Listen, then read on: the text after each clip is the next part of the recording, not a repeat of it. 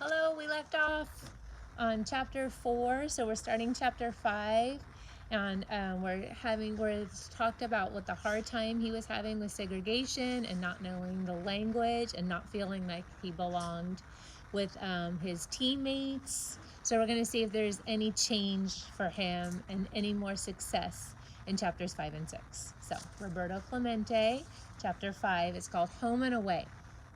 Roberto spent the next several years that way, playing in Pittsburgh in the summer and then living and playing in Puerto Rico in the winter.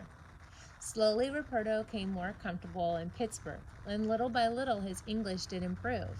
However, sports reporters had trouble speaking with him. Some of the reporters were not kind to Roberto. They wrote down what he said in the way that made him sound very uneducated. When he said hit, they wrote heat. When he said big leagues, they wrote down big leagues. The way they wrote made fun of his heavy Spanish accent. Do you think they'd get away with that today? I would hope not. Then in 1957, his official baseball card was printed as Bob Clemente, not Roberto. That mistake would be repeated for several years. For a man with such pride in his heritage, it was a great insult. Because of such treatment, Roberto became determined to turn the fire that burned inside him into success on the ball field. Roberto didn't hit very many home runs, but he stroked line drive hits into the outfield. On defense, he was outstanding. He showed time and again why he had the best throwing arm in this sport. So there's the picture, if you can see, of his baseball card, and it doesn't say Roberto. It says Bob. Baseball cards. Baseball cards were first printed in the 1880s, and they were included in packages of tobacco. In the 1930s, chewing gum companies started selling cards with their gum. In 1952, the Topps Chewing Gum Company produced the first full set of Major League Baseball cards. The Topps cards made collecting a popular hobby that continues to this day. So there's the Topps, and they would have a pack. So you guys, I'm sure if you've done like the Pokemon or whatever cards, but so you'd have the pack and you'd open it up and there'd be a pink piece of disgusting tasting chewing gum, and then you got to go through the cards. Player photos for the cards usually were taken during spring training. The cards included statistics and facts about the player, autographs, and team logos. A new card design is used each year. In the 1980s, several other companies joined Topps in making baseball cards. The value of some of the older cards rose dramatically. In 1991, a 1909 card of Hall of Famer Honus Wagner was worth $451,000, so almost $500,000, and that was in 1991. But listen to this. By 2011, the same card sold for $2.8 million. If they know anyone that's collected cards, I'd take out and see if they've got that one. All right, so we're going to see some success now. Meanwhile, when he played back in Puerto Rico League, he encouraged younger players and helped support his family with the money he was making on the baseball diamond. He bought his parents a home. He helped his brothers and his nieces and his nephews too. In late 1958, Roberto took a break from baseball and went to South Carolina to train for the U.S. Marines. In those days, all healthy young American men, including those from Puerto Rico, had to serve some time in the military. Roberto signed up for the Marine Reserves. After his training was over in 1959, he was a Marine, but he would only have to serve in case of war. After training for the Marines, it was back to baseball. So there he is, they're all trained. By 1960, after 5 seasons in the major leagues, Roberto was still not a star. He knew that he had to step up his game to make himself and the Pirates into winners. So this is a big year for him, 1960, Chapter 6. Roberto got off to a great start in the 1960 season. In the first 4 months, he was among the best hitters in the league and was driving in more runs than ever. He was the National League, or NL, Player of the Month for the month of May. And in July, Roberto was named for the NL All-Star team for the first time. The Pirates were doing very well too, which was a big change in recent years. As the summer continued, more and more people saw what his teammates already knew. Roberto Clemente was now one of the top outfielders in baseball. Roberto ended up this season with his best batting average yet, and the 4th best in all of the National League. So all those National League players, and he was number 4.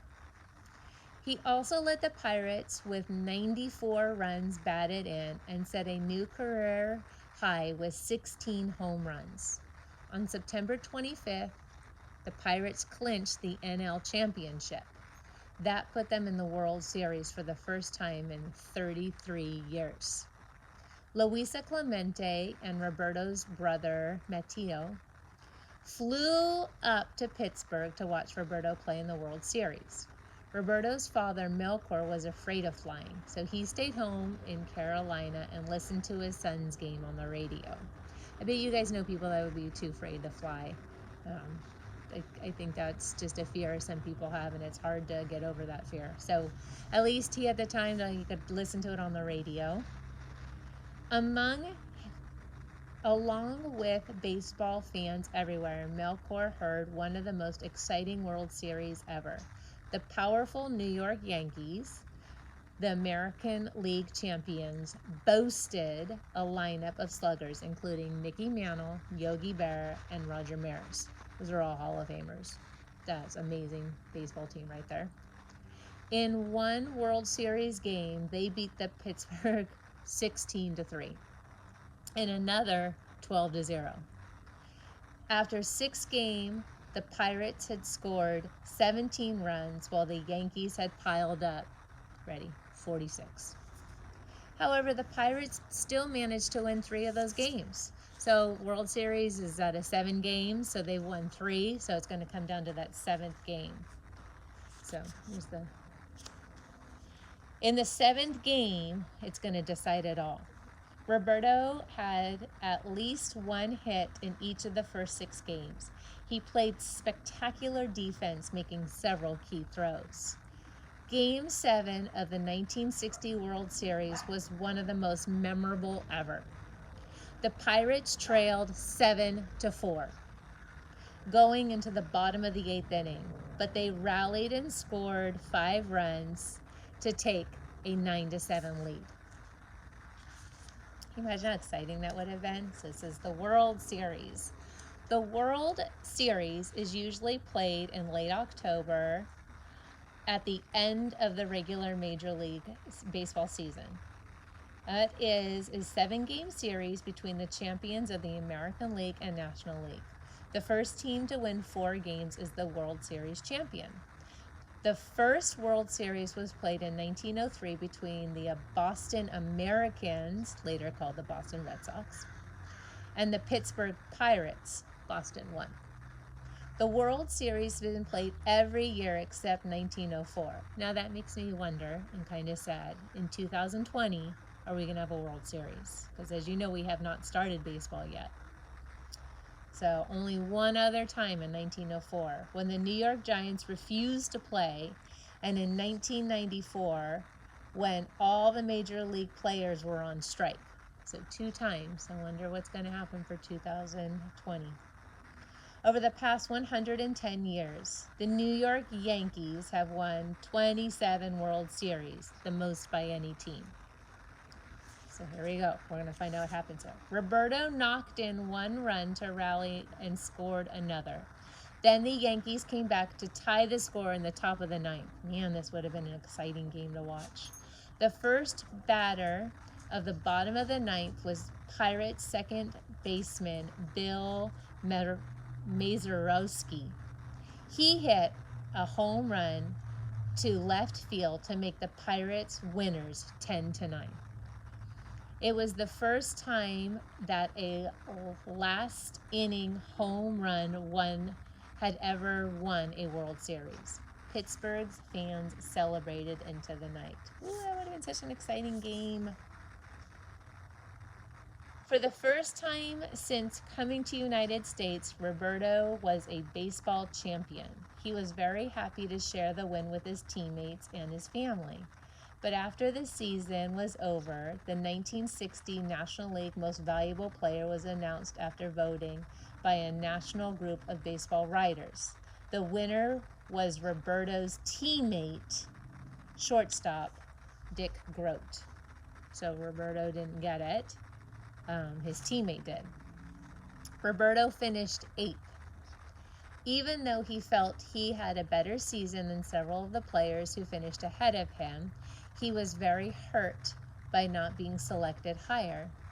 He felt that the writers who had voted for him for the award had not voted for him because of his race and because of the troubles with his English. Roberto had never really connected with most of the men who wrote about the team. However, he was connected with the Pittsburgh fans. My biggest thrill was when I come out of the clubhouse after the last series game and saw thousands of fans in the street, he said. So he definitely was, the fans loved him, even though the writers did not. I did not feel like a player at the time. I felt like one of the people, and I walked the streets among them. Back home in Puerto Rico, he was greeted as a hero.